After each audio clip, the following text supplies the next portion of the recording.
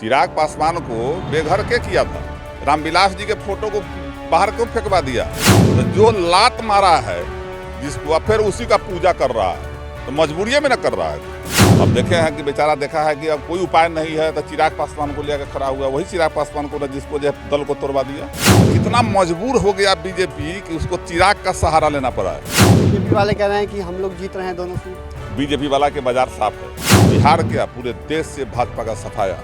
भाजपा मुक्त भारत बनना है 2024 में। शीर्ष नेतृत्व मेरा फैसला करेगा। हम नीतीश जी हैं, तेजस्वी जी हैं, मिल करके जो फैसला करेंगे, आज ये दुल्हा को भेजेंगे, हम लोग उस दुल्हा का ब्याह करा के भेज देंगे। नमस्कार, आप देखना शुरू कर चुके हैं लाइव सिटीज। मेरा नाम अभिषेक है। कल मोकामा और गोपालगंज उपचुनाव के नतीजे आएंगे। ऐसे में राजद विधायक और बिहार विधानसभा के सचेतक हमारे साथ हैं मुन्ना यादव जी। क्या लगता है?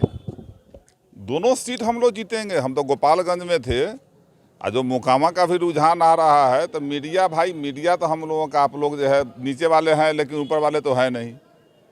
तो मीडिया हम लोगों का नहीं, जनता तो हम लोगों का है ना। जीतेंगे? बिल्कुल जीतेंगे, दोनों सीट जीतेंगे। बीजेपी वाले कह रहे हैं कि हम लोग जीत रहे हैं दोनों सीट। बीजेपी वाला के बाजार साफ है।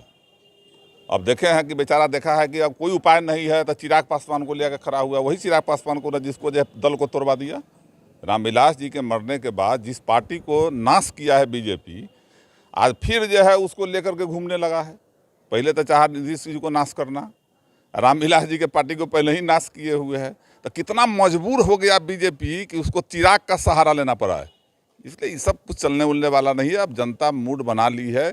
बिहार क्या पूरे देश से भाजपा का सफाया। भाजपा मुक्त भारत बनना है 2024 में। उनका कहना है कि हमारे नेता लगातार जो घूम रहे हैं, चिराग पासवान की भीड़ भी आ रही है, तो हम लोग जीतना तय है, आप लोग कहीं भी नहीं है। अरे तो चिराग पासवान की भीड़ आ रही तो उस नेता से पूछना नहीं चाहिए कि चिराग पासवान को बेघर के किया? चिराग पासवान को बेघर के किया था? रामविलास जी के फोटो को बाहर क्यों फेंकवा दिया? अंबेडकर साहब के फोटो को क्यों फेंकवा दिया? तो जो लात मारा है जिसको अब फिर उसी का पूजा कर रहा है, तो मजबूरी में न कर रहा है कोई।